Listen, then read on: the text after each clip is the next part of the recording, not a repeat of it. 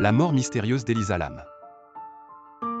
En 2013, une jeune femme nommée Elisa Lam a été retrouvée morte noyée dans un réservoir d'eau sur le toit de l'hôtel Cecil à Los Angeles.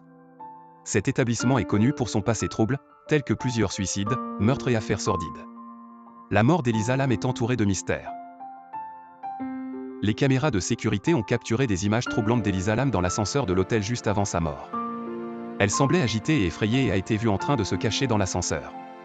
On la voit entrer dans l'ascenseur, appuyer sur plusieurs boutons, sortir et rentrer à plusieurs reprises, regarder dans le couloir comme si elle était poursuivie, faire des gestes bizarres avec ses mains et parler seule.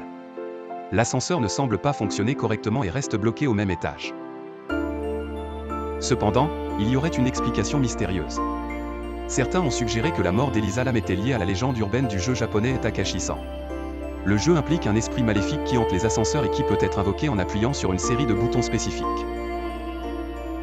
D'autres ont suggéré que la mort d'Elisa Lam était liée à des activités paranormales ou à des forces surnaturelles présentes dans l'hôtel Cecil lui-même. Cependant, les enquêteurs ont finalement conclu que la mort d'Elisa Lam était un accident tragique causé par sa propre maladie mentale. Elisa Lam souffrait de troubles bipolaires et avait arrêté de prendre ses médicaments avant son voyage à Los Angeles.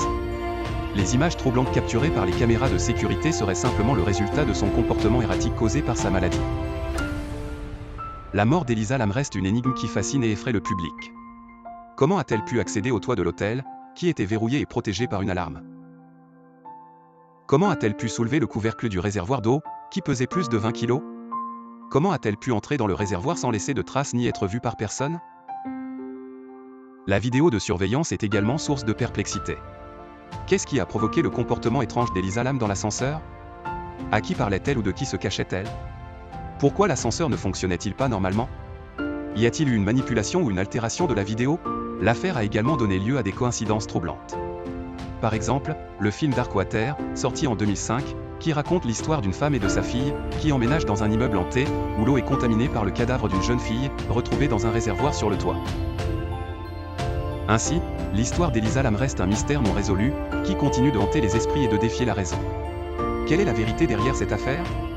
Est-ce un accident, un crime, un jeu, ou un phénomène paranormal? Peut-être ne le saurons-nous jamais. Abonnez-vous pour de nouvelles histoires quotidiennes, extraordinaires ou mystérieuses.